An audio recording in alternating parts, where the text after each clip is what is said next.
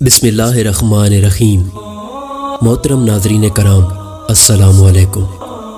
حضرت امام غزالی رحمۃ اللہ علیہ نے فرمایا کہ عورت کی بدخلقی پر صبر کرنے والا حضرت ایوب علیہ السلام کے صبر کے برابر ثواب پائے گا۔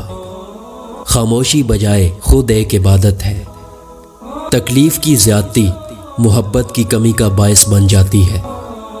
قرض ادا کرنے کی طاقت ہوتے ہوئے بھی ایک ساتھ کی دیر کرنا بھی ظلم ہے، مگر قرض خواہ کی اجازت سے۔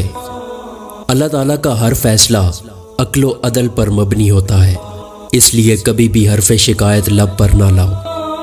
محتاجوں سے مہنگا خریدنا احسان میں ہے اور صدقے سے بہتر ہے۔ غریب مہمان آ جائے تو قرض لے کر بھی تکلف کرو۔ کھانے میں عیب نہ نکالو، نہ پسند ہو تو مت کھاؤ۔ 3 چیزیں انسان کو تباہ کر دیتی ہیں: حرص، حسد اور غرور۔ بدخلقی سے دشمنی پیدا ہوتی ہے اور دشمنی سے جفاکاری۔ فقیر کو صدقہ دے کر احسان نہ جتلاؤ، بلکہ اس کے قبول کرنے کا خود احسان مند ہو۔ اپنے آپ کو سب سے بہتر سمجھ لینا حماقت ہے۔ عورت میں ایک کمزوری ہے جس کا علاج تحمل ہے۔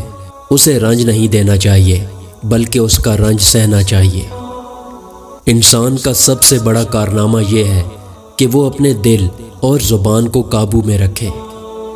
جس انسان کا لباس باریک اور ہلکا ہوگا، اس کا ذہن بھی ضعیف ہوگا۔ غیبت اس کو کہتے ہیں کہ کسی شخص کا ذکر اس کی پیٹھ پیچھے اس طریقے سے کیا جائے کہ اگر وہ سنے تو اسے رنج ہو۔ تم آئینہ دیکھو، اگر خوش شکل ہو تو منہ پر گناہ کی سیاہی نہ ملو، اور اگر روح سیاہ ہو تو 2 سیاہیاں جمع نہ کرو۔ بھوک سے پہلے کھانا مکروہ بھی ہے اور مذموم بھی۔ 2 آدمیوں کا پیٹ کبھی نہیں بھرتا، طالب علم اور طالب مال۔ سخت کلامی سے ابر ریش جیسے نرم دل بھی سخت ہو جاتے ہیں۔ نیک عورت امور دنیا سے نہیں، اسباب آخرت سے ہے۔ نیکی اور بدی کے درمیان اتنی باریک لکیر ہوتی ہے کہ وہ نظر بھی نہیں آتی۔ بچوں کی اصلاح مکتب میں ہے اور عورت کی گھر میں۔ نکاح نہ کرنے والا گو شرمگاہ کو بچا لے، مگر نظر اور دل کا بچانا اس کو محال ہے۔ غصہ شمع انسانیت کو بجھا دیتا ہے۔ حاسد دشمن پر پتھر پھینکتا ہے، مگر وہ واپس اسی کو لگتا ہے اور وہ دشمن ہنستا ہے۔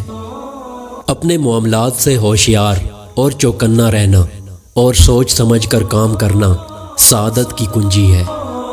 کلام میں نرمی اختیار کر، کیونکہ الفاظ کی نسبت لہجے کا زیادہ اثر ہوتا ہے۔